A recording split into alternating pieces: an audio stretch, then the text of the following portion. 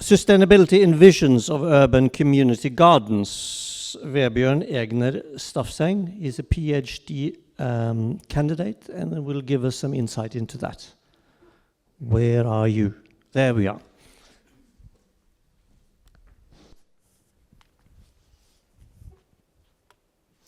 Thank you very much. So my name is Vebjørn Stafseng. I'm an agroecologist, PhD student in agroecology here at NMBU. And for the past maybe 7 or 8 years, I've been working with research on urban agriculture in various forms. Today, I'm going to talk about some of my PhD work that I do on this thing that I call urban community gardens. And I want to focus this on this concept called visions. I think visions is something that we all have, that we carry with us and that affects the decisions we make. But it's also something that we only occasionally explicitly express.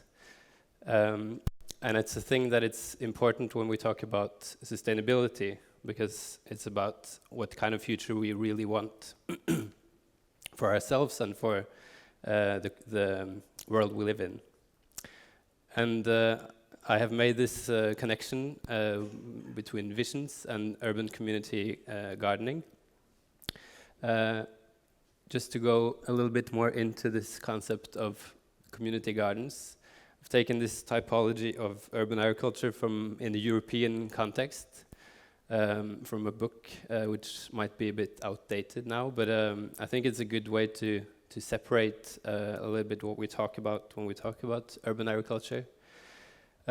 So here they make this distinction between the gardening level and the farming level, and we find community gardens as part of the gardening level and under this collective production category. And what mainly maybe separates the gardening level from the farming level is the focus on the gardening level on the social aspects, political aspects, educational aspects, whereas the farming level is more about food production, still with, of course, focus on social aspects. So I have been working on this PhD for a while, and these are some of the questions that I'm trying to answer. First, I want to know what are the visions of these kinds of gardens, these urban community gardens. And then I want to try to explore how these visions can relate to sustainability principles or the goals we have for urban sustainability. And then finally, what does it require for us to move towards this vision? And I think that's the hardest part, which I think we've heard a lot about today, like actually moving forward in this direction. I've worked with, conducted case studies in Oslo, recruited 3 different initiatives. They're all to some degree open and accessible. And they're all in various development phases. So some of them are quite new, some of them are more established. And I've done this through this method called participant observation, where I've spent quite a lot of time with these initiatives. I have facilitated visioning workshops. I've done individual interviews and focus group interviews. So what I'll present here is mainly from the visioning workshops and these individual interviews. And the most uncommon maybe of those is this visioning workshops. It's a 3 to 4 hour gathering of actors involved in these initiatives, where our aim is to together create a shared vision for the garden. So 5 or 10 years into the future. And the process is like this. We work with this guided imagery where we have the participants close their eyes and then I guide them into the future. And they're supposed to try to imagine what the project looks like, maybe 10 years into the future. And then we move from an individual vision that they envision and then write down, and then share in groups, and then finally share in plenary and try to agree on a shared vision. And then we move on towards action planning, where we look at hindering and supporting forces and try to agree on some initial action steps.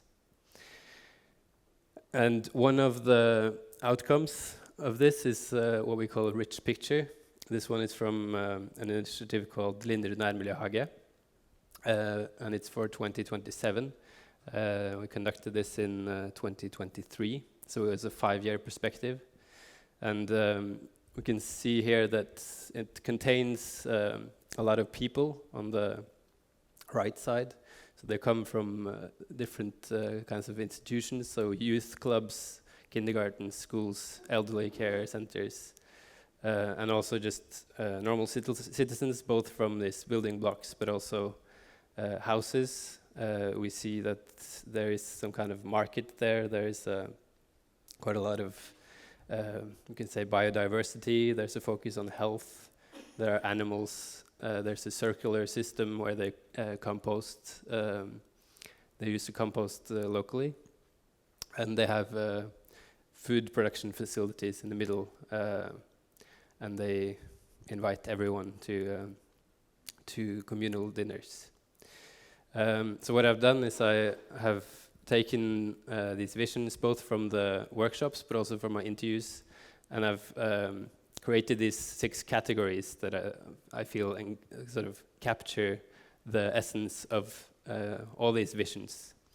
And you can see there's creative use of space, enabling governance, diverse benefits to visitors, wide collaboration, care for resources, and inclusive space. And I'm not going to go in detail with all this, but just to show you what more or less is behind here. There's all these subcategories that I will maybe come a little bit back to in the end.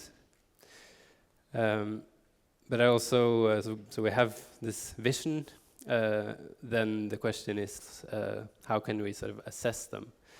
And to help with that, we have this framework from Vieck and Ivanec for quality criteria for sustainability visions. And there's actually 10 here, and then we can't go into all of them, but I will give an example of the kind of sustainability assessment and this coherent quality. So sustainability, I think, is a really challenging thing to assess, and I think most people who work with it agree that it's not really, we can't have universal criteria for what is sustainable, but maybe we can talk about some principles. So I've taken these principles from some authors called Cohen et al.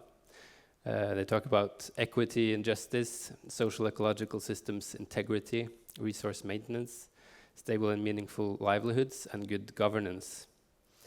So I've tried to employ this to the categories I have, and this is a very brief overview, but we can argue that in total the vision here actually kind of satisfies these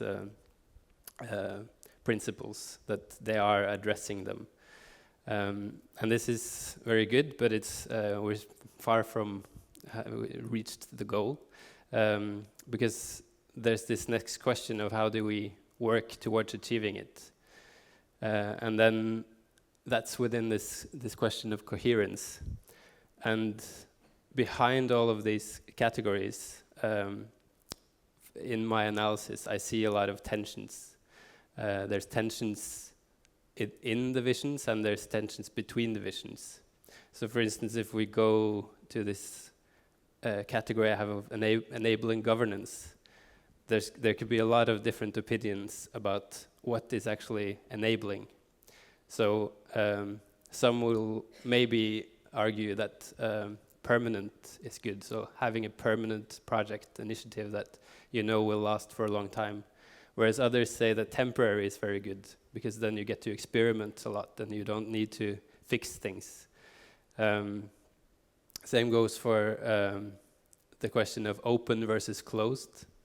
How open can your project be until you start having to make some sacrifices for the other things you want to achieve?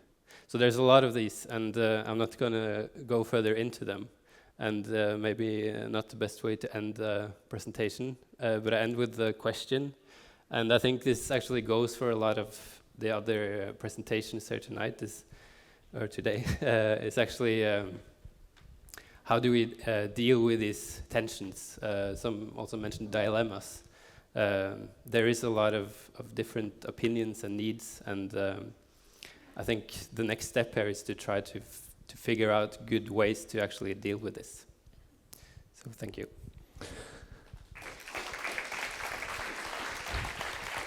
Thank you, Vebjørn. Thank you. We're running out of time, so no questions. Yeah. Okay.